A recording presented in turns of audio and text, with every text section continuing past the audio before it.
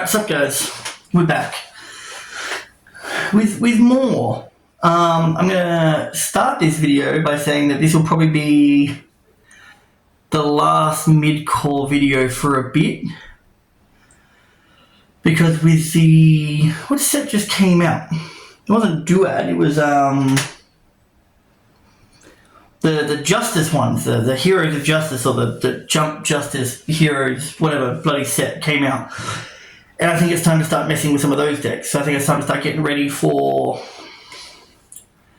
the tournaments coming up. I can only go on Sundays because I work this Saturday until I can get someone to replace me on Saturday. But at the moment, it looks like I can make some Sunday OTSs. And that might be the play for a bit, I think. So I'll be doing videos on just pretty much just testing the current decks out and see what I like. I already have an idea of where I want to kind of go and what I want to play, and what deck I stick with is just kind of like dependent on how soon I can get my Oceanics invite, because I don't really care about winning multiple invites, and like topping's nice, but if I get my one invite, I'm not like, grinding for first place or top cut in every single one. It'd be more of a cool, I got it, I can switch to another deck for a bit, have a bit of fun. Because then by the time the YCS rocks up in Australia, it's not going to be the same format, most likely. It's probably going to be something else with whatever deck pack comes out in like December or whatever. So this is probably the last mid-core for it. But this one was good. I like this one a lot. I took 3 weeks on this one because there are 3 different builds I wanted to play with. I'm showing you the one that did the best. And I'll talk about the other ones too, and kind of where they fell kind of short. It's a bit hard to completely test, as always, because I only go to 1 local, so therefore it's only 4 rounds with each build. But it's more of like, you can kind of tell how good the deck is with how little testing you need to do well. So this build went 3-1 at the locals, and I didn't get 2-0'd in the duel that I lost, which was nice, right? So that was pretty cool. So it went 3-1, and it also didn't feel like I was just playing one archetype. So we'll get into it so you can see what I'm talking about. Now I'll talk about like the other ones as we kind of go. So the Traptrix stuff, I like the Traptrix stuff a lot. I think in terms of like a trap deck, I still have to play Altergeist, because I'm a big fan of trap decks. I really do like the whole slow kind of burn with them. I know Burning Abyss is one as well. I should probably give that a shot at some point, but that seems like a weird like combo trap deck. And I did, as you saw, I did play Labyrinth. I played Labyrinth before. I made that handwritten version. Right, and it's just, I think the issues I had with Labyrinth is that like it's horribly inconsistent with its own way of playing, and it also just felt like there were points where you're just like, cool, there's nothing else for me to set and to activate. I now just have to wait for my opponent to kind of do its thing. So until they play more traps that can actually do stuff or I can get to in Labyrinth, Traptrix to me just seems like it's just a tad slower, because you'll never be able to activate the cards that you set the turn they're set, bar like Holotea. So it's got a very big normal lineup. So it runs 3 Putika. This one serves as the field spell on normal, and on special it will target a special summon monster your opponent controls, banish it, and then during the next standby phase, your opponent can special summon one of their banished monsters. That second part of the effect gets overlooked a lot. I forgot a lot. My opponent forgot it a lot. We both read it and then just completely forgot. It's a bit like SP coming back in the end phase sometimes. But because I think it's because your opponent can special summon one of their banished monsters, since it's a can, I think it's not mandatory. Like they don't have to. I don't know. There might be a ruling issue on that. I forgot a lot. They forgot a lot. Tony remembered it once, so he brought something back. It just comes down to whether or not you remember. I do not think it needs to be tracked to keep the game state legit like SP, where SP or like Time Thief Redo, where they have to return the end phase. 3 Mantis. This is probably the closest thing to a 1-card starter you'll get. So on normal, add a Traptrix monster, and then it can also quick effect target a set spell trap you control, return the target to the hand, then you set another one from your hand. Which it never really comes up, not with Arachnocamper being a thing. I think there would have been a point where you wanted to keep Mantis on board. So then if your stuff was going to get destroyed or banished, because once your stuff gets banished, it's kind of hard to bring it back. You could just return it and set something else and the target's gone. But then you also lose access to it. So, and if you watch any videos now, it doesn't look like it's an effect that ever really goes off. but she's a 1-card starter because it gets you to the Arachno Camper. And then we've got the Mamelio. These guys' effects are mandatory, so when these cards normal summoned, add one whole normal trap. I don't think there are any other whole cards that aren't normals. If this card is special summon, target one spell trap card your opponent controls, destroy that target. The fact that this is mandatory means that it always activates, and it's kind of integral to your combos with the way that Sarah works. Because if you're trying to get stuff off in turn 1 to like reset traps and stuff like that, him not being mandatory and needing something to target means that your combos die on a Sarah and a Mamelio and probably maybe a set card, and that's it, right? So those are your normals. They're all pretty good normals. I think Mantis is like a guaranteed 3 of. Same with like Mamelio. Mamelio is really good. Mamelio is 2-card because for his to go off properly, you do need to have another trap card in hand, whether regardless of what the trap card is.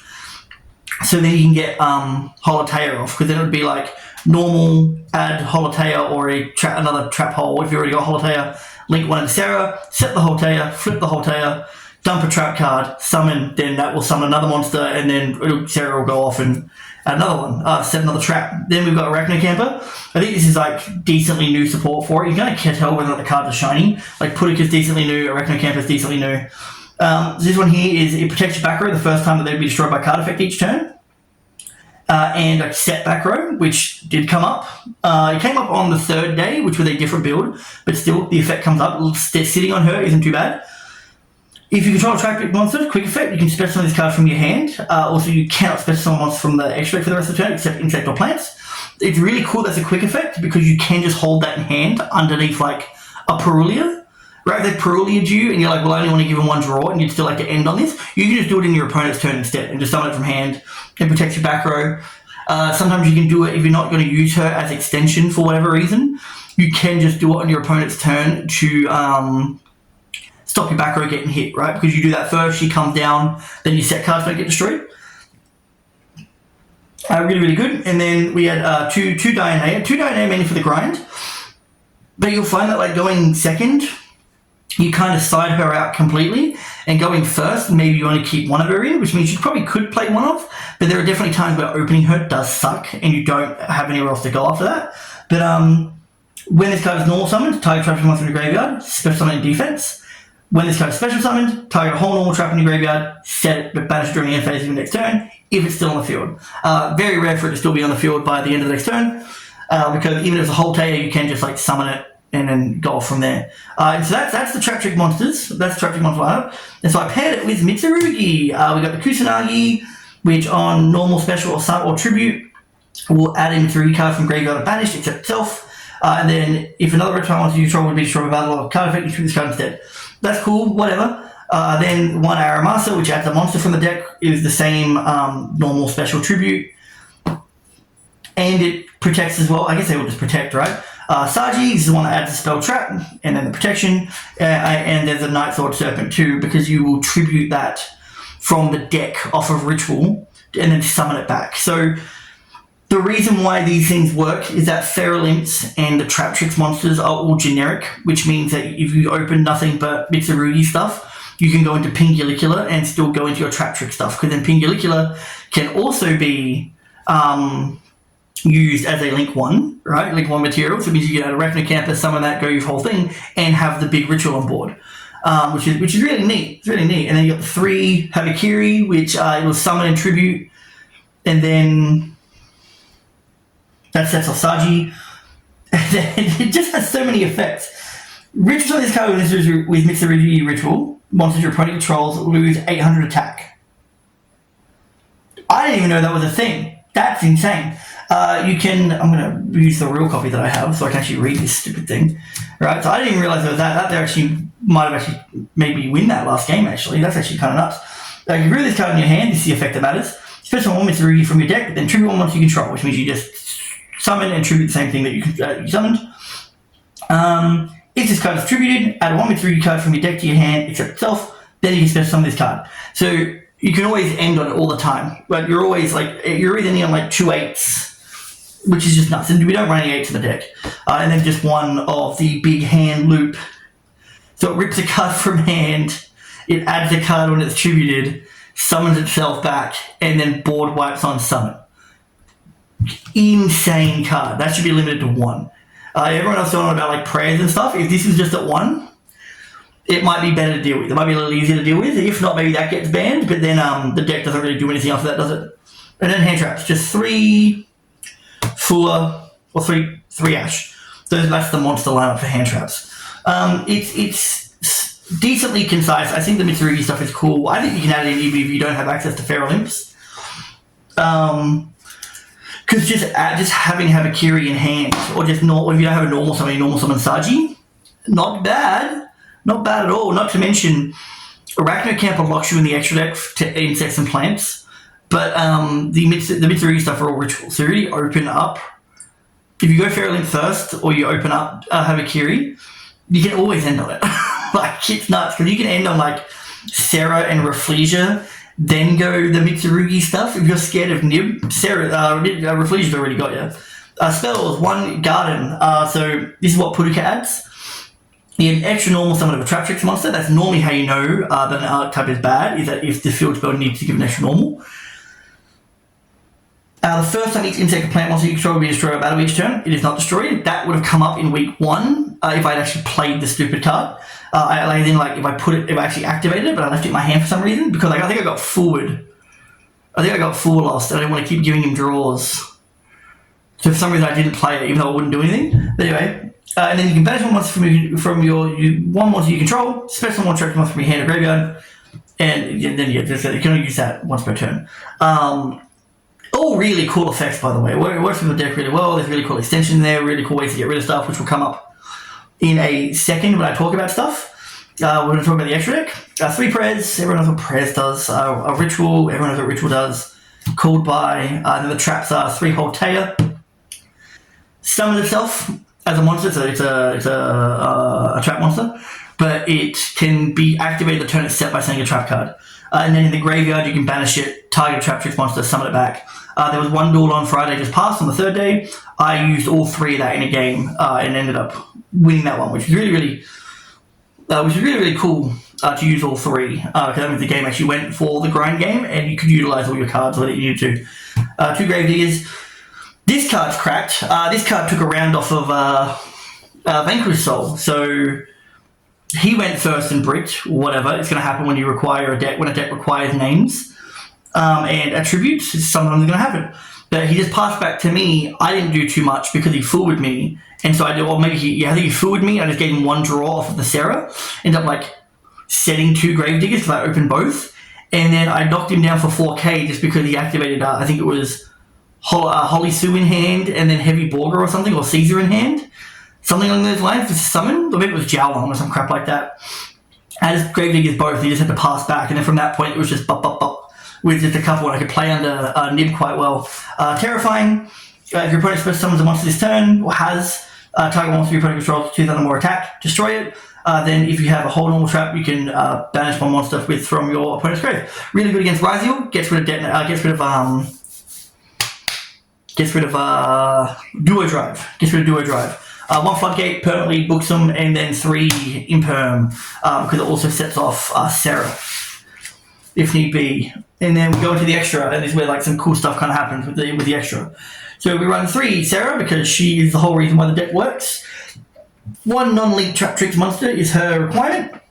She's unaffected by trap cards, which is really, really nice, because it means that she can only be ashed. She can only be ashed on one of her effects. Alright, so if a normal trap card is activated, you can special summon 1 Traptrix monster from your deck with a different name than the card you control. Awesome. Really, really good. Because it sets off the Puduka plays. It sets off Mantis plays. Or not Mantis, Mamilio plays. To like, get rid of back row, get rid of banished monsters and stuff like that. Like I said, really good against Duo Drive. Really good against the Mitsurugi one. If they've already used their tribute, just get off the book. It's too big. It's too big, right? If you can get through the board wipe and force it out early, Puduka can be the reason why you get rid of it for the rest of their turn, so they can't like bring it back. He's really good as well if you do it in a time frame where they don't use the board wipe for whatever reason, because they might do it later.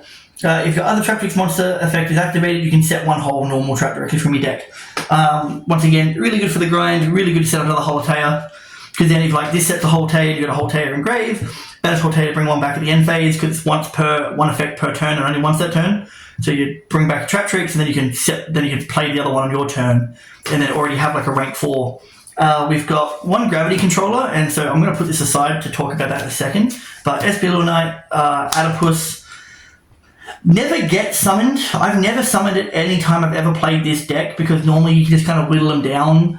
And I've also played builds that played the Therion stuff, so Regulus would be a really big powerhouse. But she's a bit of a Dark Ruler no more, and she powers up all your Traptrix stuff, which means you can get Pingulacular like 3,500, which is really, really nice. But at the same time, she is still a Link 3, and you have to play the long game with it, right? Where if you have to play Kularia, so then you can link 2, you have the link 1 Serra, and then you link 2 into Kularia. Then the end phase of your opponent's turn, I'm pretty sure, you can bring one back. Then you can link 3 into whatever. So it doesn't even, because it's 2 monsters including an insect or a plant, which means it's not too bad if you can go like into like Alsa, take one of their things, so you still got a body to use something else. It's just really hard to make a link 3 in this deck on its own without just feeling like you're wasting materials. Because a link 2 into something, but Kularia doesn't do anything on her own. Right, when you summon her, she's something you have to sit on until the end phase. 2 ping. She's a searcher. She also swallows monsters if they're sent to the graveyard or banished by a card effect. And then she's unaffected by stuff with the same attribute as what's attached. Which is really cool, since we're going into formats with multiple attributes. So it's not too bad. It's also like a really weird DD Crow, so it's like you take it and they can't do anything with it. Like, I wish I sat on this a bit more, but normally like getting through into the mid-3 stuff is a bit better, right? But it's also really good for just like, once again, just slower game states too, where it's just like they're playing, you're playing the long game, you've got a ping sitting on board, you take it, and they're just like, well, I needed that in the graveyard. Well, too bad it's here now, try and get rid of it. One Alameris never gets used. I just don't bother. I don't know why I bother putting it anymore. It's weird as well how they've done the text on this, because if you look at it, it's like 2+ level 4 monsters / unaffected by trap cards while it has material. You can only you attach 2 materials from this card to one level 4 insect or plant from your graveyard. If an opponent's monster leaves the field because of your card effect and is now in the graveyard banished, you can detach 1 material from this card, then target that special material field. Also, another kind of DD Crow. It'd be cool, because unfortunately Rafflesia is always just a better rank 4 to make, because you have more, because she's protection for your other Traptrix monsters from card effect, and she just has more implementation with whatever holes that you play in the deck. But I guess if you're playing a deck against a deck that requires its graveyard monsters a lot, like if in the Fiendsmith stuff, being able just to take this stuff under Ping and under Alameris, probably not a bad idea, right? Like, it's probably not too bad. And then it's Buska, just for stalling, and to play under your Mulch Armies, a Tornado Dragon to get rid of back row, and a Ferrolinx to get into your Mitsurugi stuff, and then Eclipse Twins, which is why I want to talk on Gravity Controller. Because in certain lines where everything's set up the way you want to, if not even not set up 100% the way that you want to, right? You can Eclipse Twins with pretty much anything that we have in the game besides the links, right? Because everything's a 4 or rank 4. You could like go to battle, swing over a couple things, then you can Gravity Controller this if it's in the EMZ to get into the graveyard to then bring back whatever other Xyz that you need, like a Pingulacular, say, right? Then you could Garden this away to bring back one of your Traptrix monsters, which means you can still, which means you then can go like link 1 with a ping if you brought back the ping, right? And then you use the Garden to bring back the Traptrix monster by sending off the Gravity Controller, because you can't link it off the turn that it's summoned, to then set off Serra again and set more traps and stuff like that. So there's like a bunch of stuff that you could do with the Gravity Controller and Garden and stuff, like really weird little synergies, which you go, well, that's not really a synergy, but realistically, it kind of is like inherently just a synergy with it, because it's like, well, that's just a free material, like it just works really, really well. And there's just too many times where you're like, man, that would be the peak situation to have that kind of interaction in, and this deck has it, which is nice, because you don't even need to be playing Mitsurugi to play these two. Like, they're all rank 4s. That's the extra. And then the side is, so I've been big on playing Droll in the side, 3 Droll. The reason why is I replaced my Molcharmies with them. Because I think when I was playing Droll and Molcharmies, the amount of times I just Droll myself, because I felt like I was forced to Droll myself and then draw no more, was like, well, awesome. So then it's like I'm sitting on the only hand traps I'll see are more Molcharmies or Droll, and I'll never get to use the Droll. So I thought, well, let's side the Droll, right? Because if I'm getting off Molcharmies in game 1, my chances of winning are probably a lot higher. And this is just deck building in general, not even just Traptrix, right? Where if I get off Molcharmies and I manage to get a few extra draws in, the chances of me winning have now increased, right? Without the Droll. And because they're already going to try and play a smaller board, or they're going to go whole hog into it and just give me 15 cards or whatever they want to give me, right? And then from that point, as long as my hand is diverse enough, I should be able to win from that point. But then going first, on the other hand, the Molcharmies already have to come out, because why would I? Like, at most in the next format, maybe you keep Perulias in, so you can dump the Perulia going first. Then when they try to Holly Sue you or Izunu you, or if they're playing Draco Tail, they do any of that stuff, which Draco Tail, you'd need the full loss. You know, you'll figure out which ones you want. I think Perulia main might be better than full loss main, but if you're playing both, playing him first probably isn't that bad. But then I'll have my own way of doing that. But if you're going first, though, and you side out the Molcharmies for these, then playing through a board and Droll is so much harder, and your hand traps don't ever conflict ever anymore. So you can get your Molcharmies in game 1, going second, not get into Droll, you pull into like an Ash, you pull into like an Imperm, you pull into like Bestials, whatever you want to get in there, and then going first in game 2, side them out for the Drolls. Even like a half Traptrix board under a Droll is really hard to get through. So that's why it's now on the side. And then it's 3 Judgments, because we run back row stuff, so therefore we got to watch out for like Evenlies and Lightning Storms and stuff like that. Not to mention just stopping the normal summons nice. The Bestial lineup, lots of Darks running around. It's a way to get rid of the Mitsurugi stuff. Why not? 2 more Molcharmies for going second. And I spell. Feels kind of obligatory, because once again, don't want to be getting Lightning Stormed or Harpies in a trap deck, because it just kind of ends your turn at that point.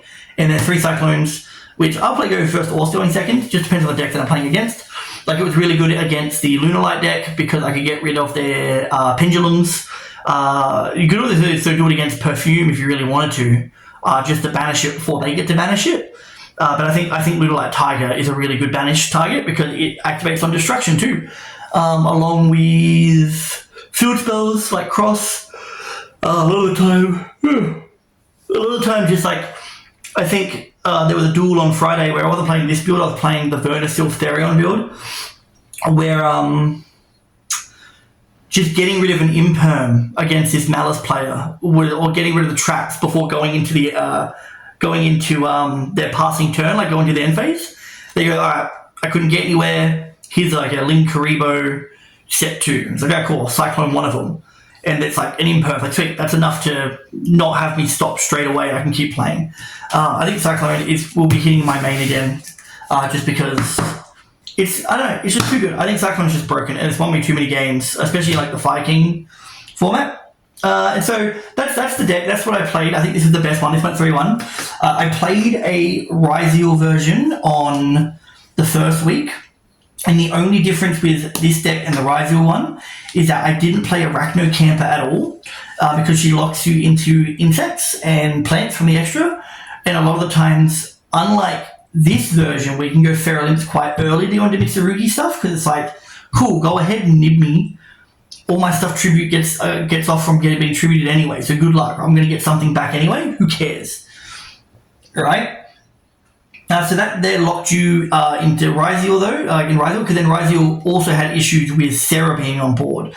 But once again, there were times where the garden was really good, where you go through your Traptrix stuff with Sarah, and then you can garden, send Sarah, bring back another level 4, then do your X and stuff like that. So X gets its effect off, and you just kind of go there, and then you just don't end on Sarah that turn, which is just like, realistically, you're ending on like 3 hole traps, or like 2 hole traps, or a Flesia and a Detonator with like Cross on board. you're probably doing pretty okay. You're probably not going too far from that. And then on Friday, the last build that I tried was this